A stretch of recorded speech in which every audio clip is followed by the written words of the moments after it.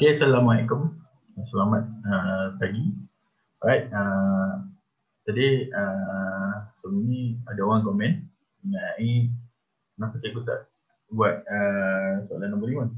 Okay, cikgu saja tinggalkan soalan nombor 5 untuk SPP sebab cikgu nak tengok macam mana dia punya cara dia punya soalan ni macam ni. Cikgu tak dapat, mungkin masa tu cikgu tak sempat nak tengok macam mana kita nak selesai itu. Tapi sekarang cikgu dah dapat dah.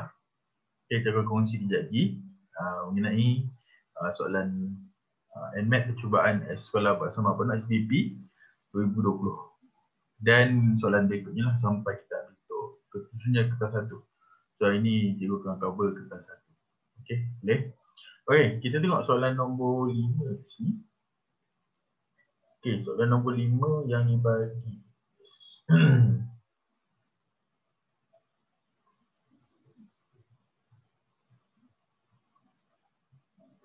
Okay, so dia bagi kat situ soalan nombor 5 ni.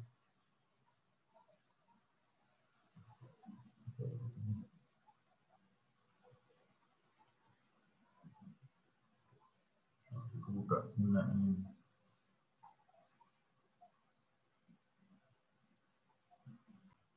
Okay, baik. Tengok soalan nombor 5 ni. Okay, tadi kita buka. Kita buka. Okay, soalan nombor 5. Alright. Okay, dalam soalan nombor 5 ni, dia bagi kat situ y sama dengan hx dan y sama dengan gx. Alright. Dan guys, tangent kepada setiap lengkung itu apabila x sama dengan kosong. So kat sini kita tengok dia punya lengkung dia y sama dengan gx, dengan satu lagi lengkung dia y sama dengan hx. Tapi kita ada kita ada tangent guys tu. Kedua-dua lengkung tu kita ada tangent. Tangent pertama kita bagi y sama dengan x tambah c. Dan y kedua adalah x tolak c. Kita tahu fungsi kecurunan ataupun dy dx ni adalah dia punya kecurunan tangent kan. Fungsi kecurunan ataupun dy dx ni adalah kecurunan tangent. Okay, tangent dia yang mana? Kecurunan dia adalah yang di sini lah. Alright. Okay, yang di sini. Okay, ini adalah kecurunan tangent. Tapi kat sini kita boleh declare yang gx ni, gx adalah x tambah c. So x tambah c. So di mana g kosong sama dengan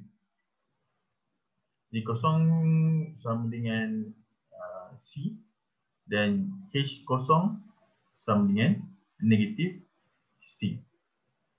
Okay. So dekat sini gx kita boleh declare sebagai x tambah c.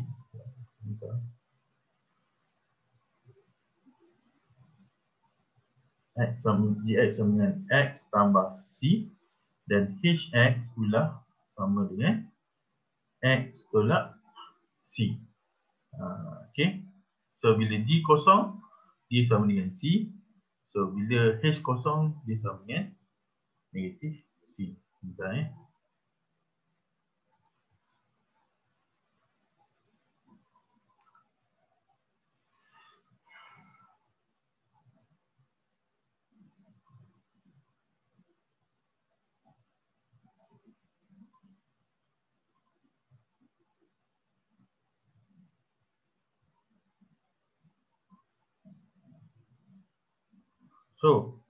okay. So kalau bila g kosong sama dengan c, h kosong sama dengan negatif c. So bermaksud g prime kosong sama dengan, kita akan dapat 1. Manakala h prime o sama dengan negatif 1. Right. Clear? Right. So dia bagi kat sini adalah fx sama dengan hx per gx. Okay. Hx per gx. Okey. Tapi kat kedua ni dia bagi kedua-dua garis tangent tersebut adalah selari dan kesusunan tangent pada titik X adalah P ialah 1. Okey, dia bagi sini. Titik X 1. Kesusunan tangent dia. So bermaksud kat sini Fx dia sama dengan X tolak C bahagi dengan X tambah C. Okey. X tolak C bagi X tambah C. So kita kalau kita nak dapatkan F prime X ataupun dy dx dia, so kita gunakan quotient rule lah. Dapat 2 bahagi. So, kita tak gunakan product rule sebab dia bahagi. So right. So apa kita buat kat sini adalah kita kena dapatkan F prime kosong. Okay, F prime kosong. Ataupun dia maksudnya pembezaan tapi X dia adalah kosong. Right. So, kosong adalah sama dengan, kalau kita kat sini kita ada Fx. So,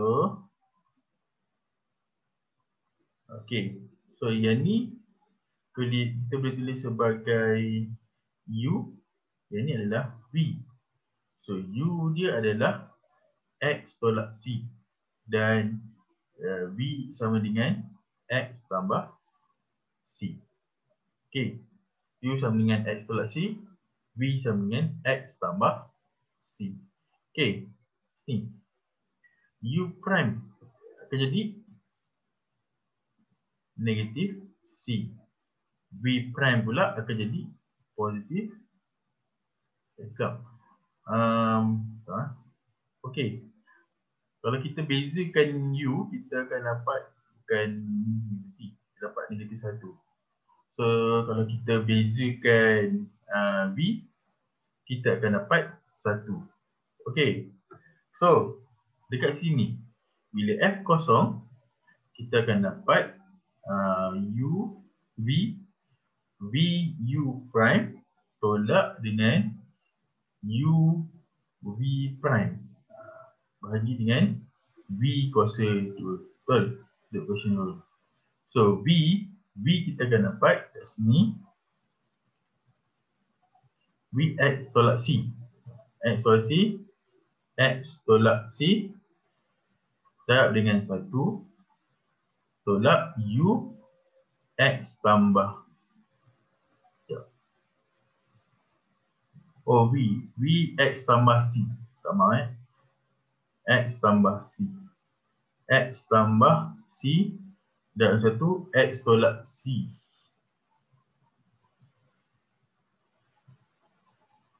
Okay, X tolak C darab dengan negatif 1.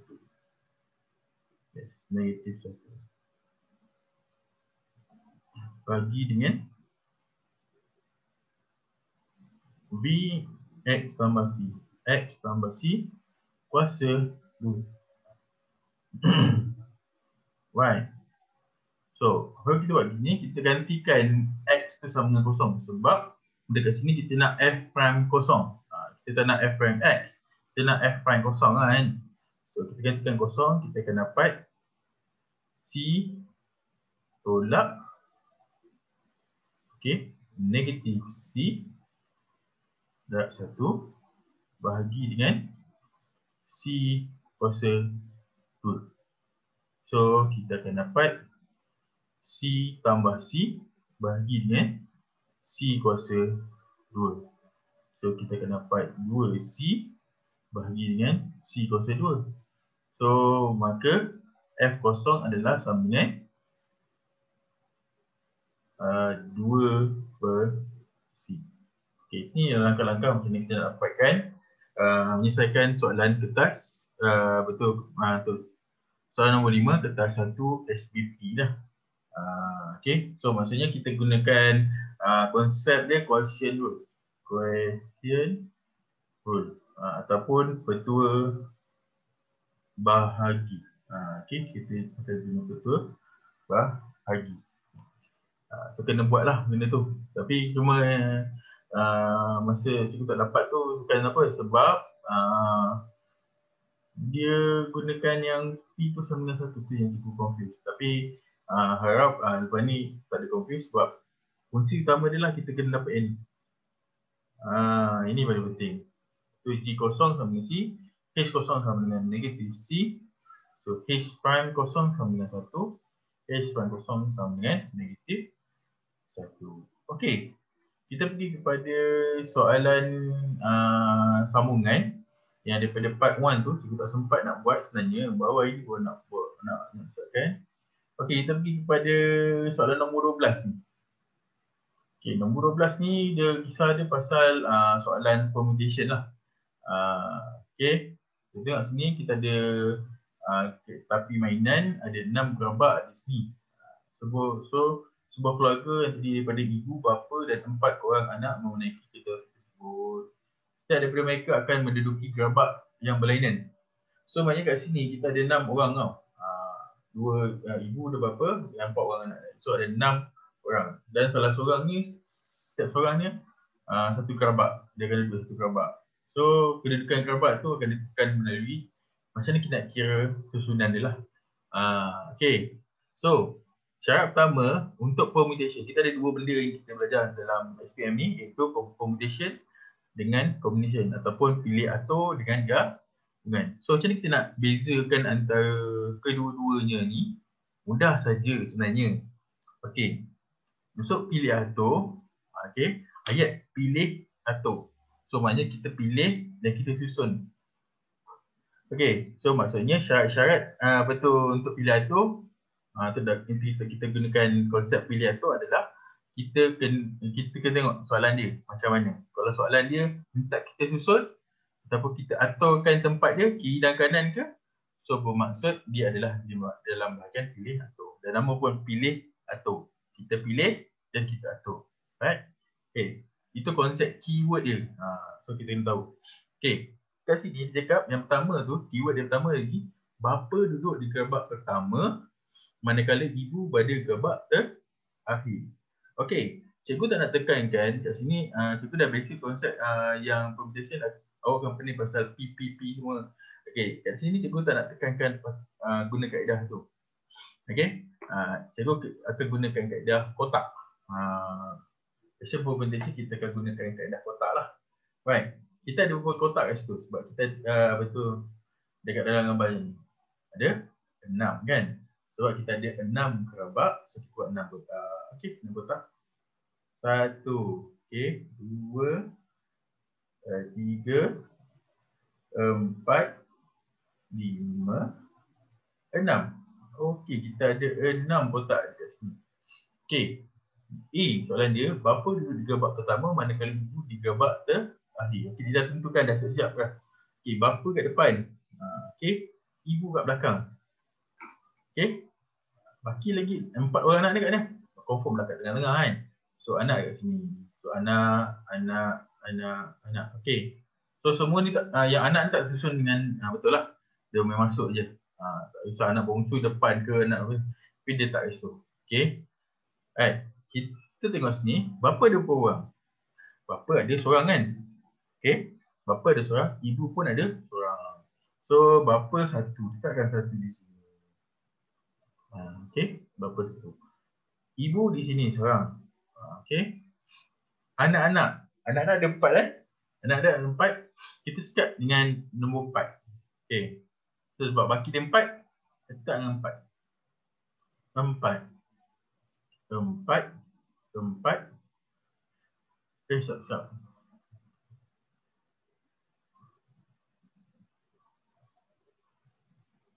Boleh cuba. Okey, lepas 4 mesti diikuti dengan nombor 3 lah. Lepas tu 2 dan kemudian dia 1. Dan apa kita buat kat sini, kita darabkan dia lah.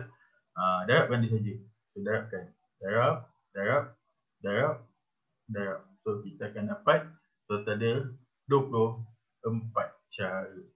Dah kan? So kita gunakan kaedah kotak. Okey. Mula kita susun kat mana bapa, kat mana ibu. Okey. Bapa ada seorang. So, dia letakkan dia satu lah. Okay, ibu pun ada seorang. Satu. Anak ada berapa? Ada 4. Kita dengan 4. Kita penuhkan benda ni dengan 4. 4, 3, 2, 1. So, kita dapatlah.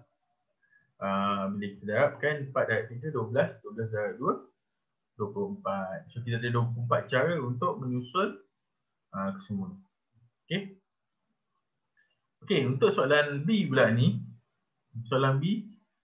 Dia ada bagi ibu, bapa dan anak bongsu mesti berada duduk di dalam 3 gabak berurutan. So, maknanya dia sebelah menyebelah. Ibu bapa dan anak bongsu dia duduk menyebelah. Okay, kita pun buat 6 gabak juga. 6 kotak juga. Okay, 6 kotak. Okay, untuk kes ni, kita start dengan gabak pertama, gabak kedua dan gabak ketiga dulu lah. Okay, gabak pertama adalah bapa, ibu dan bongsu. Okay, yang lain semua anak lah. Okay, yang lain semua anak. Okay, so kalau dia cakap duduk sebelah menyebelah, biasanya kita gabungkan. Okay, gabungkan dia sebagai satu. Apa itu nanti kejap lagi kita darabkan lah. Okay, kita gabungkan dengan satu. Okay, so anak tinggal berapa? Anak tinggal 3 kan? So 3, 2, 1. Okay, so kalau kita darabkan, kita akan dapat 6. 6 cara. Tapi itu bukan akhirannya lah. Tak habis, selesai lagi. Itu baru level pertama, 6. Okay, level kedua. Okay, tadi bapa pada gabak pertama, ibu pada gabak kedua, bongsu pada gabak ketiga kan. 1, 2, 3. Okay. Dia boleh jadi juga bapa pada gabak kedua, betul? Gabak kedua, ibu gabak keempat, ketiga, bongsu gabak keempat. So kita ada sampai kita habis.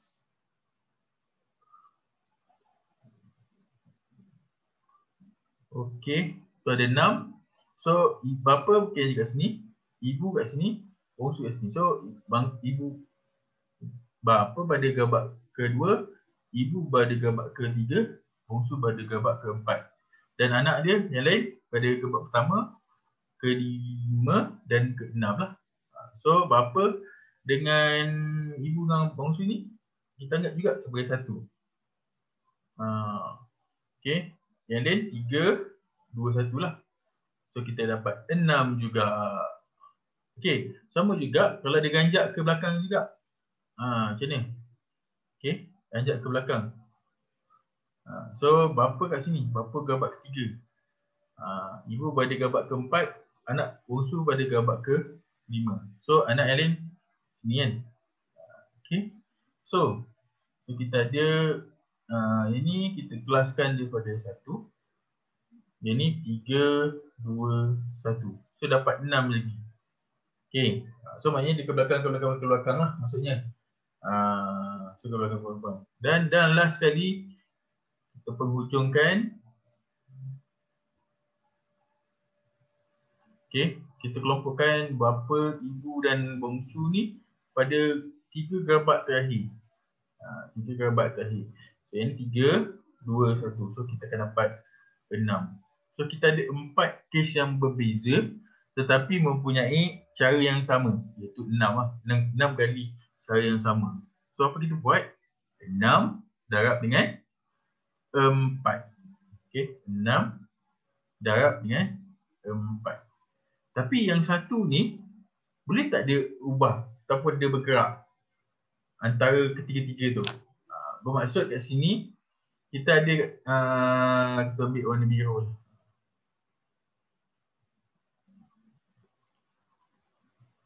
Okey, kita ambil warna biru. Okey. Kita boleh jadikan dia start dengan bapa kan. Bapa, ibu, anak bongsu. Okey, boleh juga tulis bapa, bongsu, ibu, betul? Bongsu dekat tengah-tengah kan. Okey. Ataupun kita boleh letak ibu kat depan. ibu, bapa, bongsu. Ataupun ibu, bongsu, bapa. Kita boleh juga letak bongsu kat depan. Bongsu, ibu, bapa. Ataupun bongsu, bapa, ibu. So dalam ni ada berapa? Ada 6. So dalam tiga orang tu, dia boleh berpindah 6 kali. 6 kali untuk satu kes. So 6 kali 4 kali 6. So 6 kali 4 kali 6. So kita sekejap. Tetap.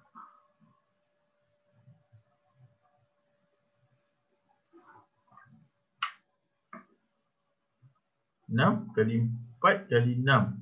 So kita akan dapat yes 144. Cara untuk menyelesaikan benda ni. So yang ni kita nak selesaikan ikut kedudukan dia. Maksudnya dia ke kanan dan ke kanan lah. Dia ke kanan dan ke kanan lah sekali. So dia berganjak ke kanan. Daripada gambar pertama, gambar kedua, gambar ketiga dan gambar keempat. Akhirnya mula 1, 2, 3. Kedua 2, 3, 4. Lepas tu 3, 4, 5. Dan last sekali 4, 5, 6. Okay, kita ada pilihan dia. Okay, then apa kita buat? Kita darabkan 6 tu darab dengan 4 sebab kita ada 4 kes. 1, 2, 3, 4 senario kat sini. 4 senario. Okay. 4 senario dekat sini. So 6 darab dengan 4. Tapi dalam 3 orang, dalam 3 tu, ibu, bapa dan bongsu tu, kita 3 ni pun kita boleh susun pelbagai kedudukan dia. Sama ada kita nak letak bapa dulu, ibu, bongsu, ataupun kita boleh tulis bapa, bongsu, ibu. Kedudukan dia. Kita boleh tukar kedudukan dia. So berapa kali kita boleh tukar tu? Ada 6 kan? So kita dapat 6 darab 4 dah dapat 24.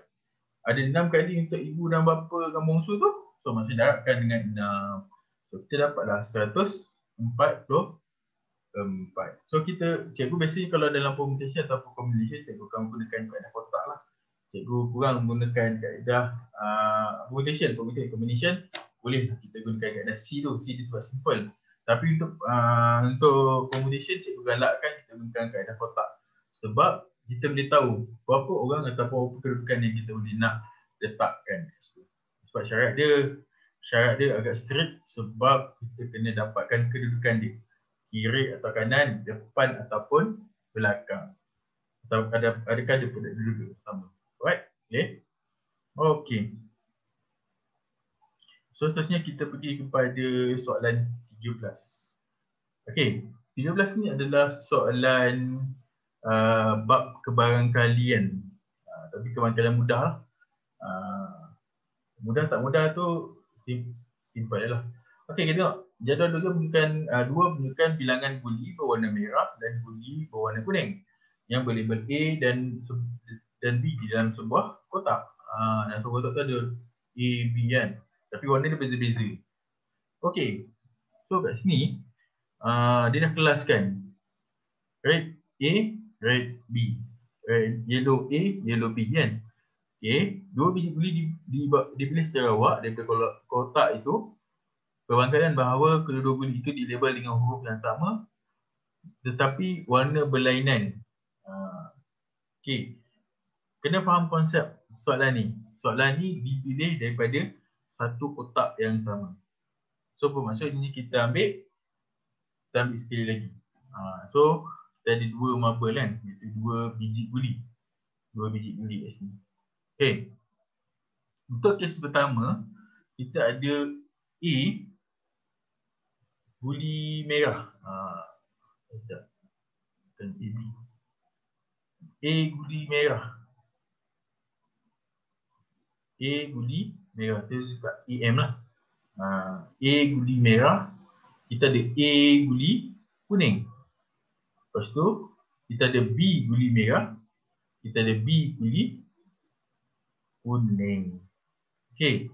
So dalam soalan ni, dia nak cari huruf yang sama tetapi warna berlainan. So maknanya huruf yang sama adalah AM dengan ni kan, AM dan AK, BM dan BK. Okey, kita tengok kat sini, dia macam kita nak dapatkan dia punya apa kenama kebangkalian dia. Untuk A merah, kebangkalian dia adalah 2 per jumlah semua. Jumlah semua kita ada 2 tambah 6 tambah 4, 12 tambah 5, 17. So 2 per 17. Guli kuning pula 6 per 17. Okey. Guli merah B kita ada 4 per 17 dan guli kuning B dapat 5 per 17. Okey, kenapa kita pakai 17? Kenapa tak pakai 2 tambah 4, 6 tambah 3? Kenapa tak kita gunakan 6 dengan 9? Okey. Cuba fahamkan dalam semua guli ni berada dalam satu kotak yang sama. So, satu kotak yang sama maknanya jumlah total semua ni adalah 17. So, sebab tu kita kena pakai per 17. Kita tak boleh gunakan per 6 ataupun per 11 dah. 6 tambah 5, 11 kan? Okey. So, dia cakap kat sini, dia nak AM dan AM dan AK. Okey. AM dan AK atau okey, BM dan BK. So guli pertama A merah, guli kedua A kuning. Ataupun kita boleh tengok B merah ataupun B kuning. So sebab tu dia kena differentiate lah. Dia cakap roh yang sama kan, roh sama tapi warna dia berbeza. Okay, so kalau kita cakap dan, when we talking about dan, kalau kita dan kat sini, dan, so maknanya kita kena buat operasi darab. Clear? Simple je. Kalau dan, operasi darab. Kalau operasi darab. Okay, kalau dan, kalau atau, operasi tambah. So maksudnya kat sini kebangkalan kita dapat EM adalah 2 per 17 darabkan dengan AK 6 per 17. 6 per 17 tambah dengan BM 4 per 17 darab dengan BK dia 5 per 17. Okay, 5 per 17. Okay, inilah darab dia. So darabkan, so kita akan dapat nilai dia. Kita kan maksudnya dapat 3 per 339 kat sini.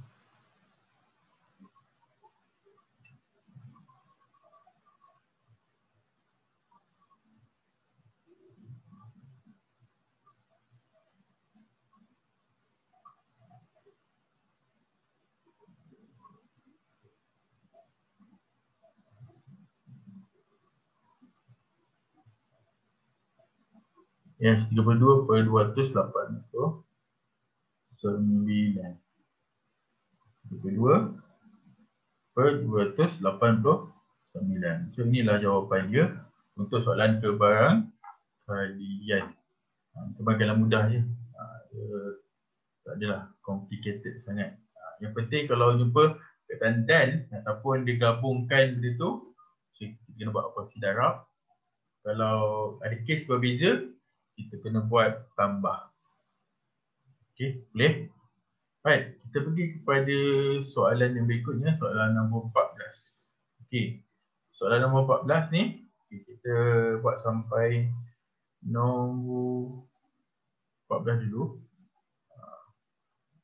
Okey, soalan nombor 14, kita bagi 4 alfa darab dengan 16 kuasa 2 alfa darab dengan 32 bahagi 1 per 32 kuasa 2 alfa. Okey, untuk soalan ni, cara kita nak selesaikan adalah kita mengecilkan asas dia. Okey, untuk dalam indeks, teknik yang penting untuk kita kecilkan asas ni adalah kita kecilkan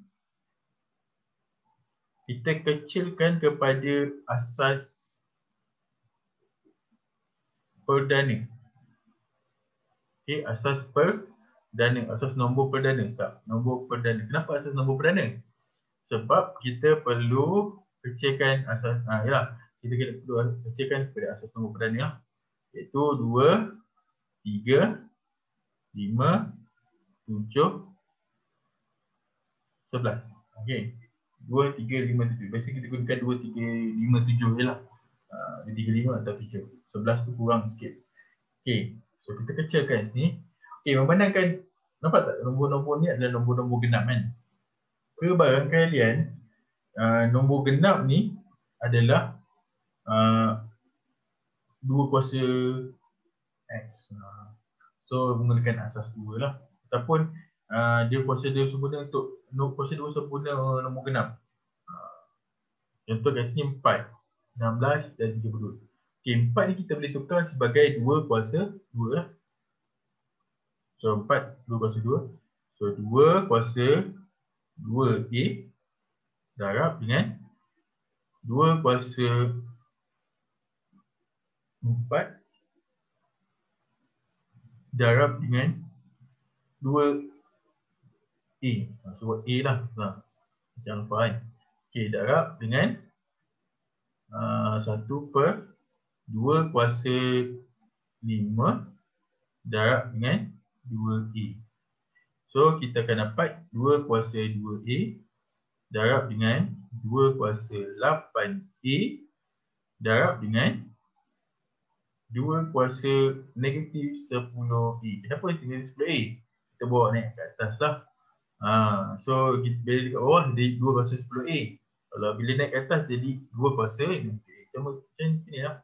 2 kuasa N sama dengan 2 kuasa 1 per 2 kuasa N sama dengan 2 kuasa negatif N.